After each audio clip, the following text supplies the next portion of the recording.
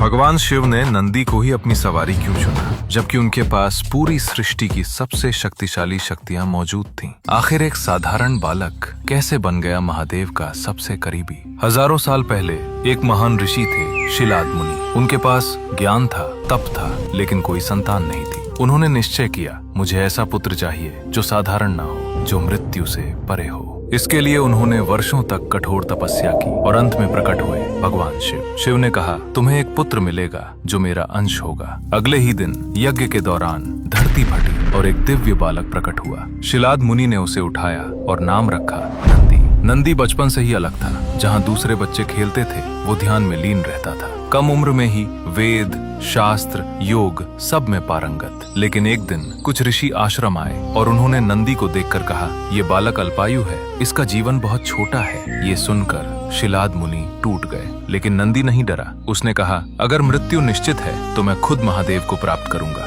और वो निकल पड़ा हिमालय की कठोर तपस्या के लिए। सालों तक ठंडी हवाएं, बर्फ, तूफान और सिर्फ एक मंत्र, ओम नमः शिवाय। आखिरकार शिव प्रकट हुए। उन्होंने पूछा, क्या चाहते हो? नंदी ने कहा, मुझे अमरता नहीं चाहिए, मुझे बस आपकी सेवा चाहिए। मैं हमेशा आपके पास रहना चाहता हूँ। यही भक्ति उसे सबसे अलग बनाती है। शिव प्रसन्न हुए और बोले, आज से तुम मेरे गणों के प्रमुख हो, तुम कैलाश के द्वारपाल हो और तुम मेरे सबसे प्रिय, सबसे निकट हो। फिर शिव ने अपना त्रिशूल उठाया और एक दिव्य प्रकाश में नंदी का शरीर बदल गया। वो बन गया एक विशाल, अजय, दिव्य बैल। उसी क्षण नंदी बना भगवान शिव की सवारी। लेकिन उसकी परीक्षा यहीं खत्म नहीं हुई। जब समुद्र मंथन में हलाहल विष निकला, जहाँ देवता भी डर गए, वहीं नंदी आगे बढ़ा और उस विष की बूंदों को अपनी जीभ से रोक लिया। उसे कुछ नहीं हुआ, क्योंकि नंदी सिर्फ वाहन नहीं था, वो शिव की भक्ति और शक्ति का प्रतीक था। इसीलिए शिव ने उसे चुना, शक्ति के लिए नहीं, भक्ति के लिए। और इसलिए आज भी नंदी के कान में बोली गई हर प्रार्थना सीधे शिव तक पहुंचती है।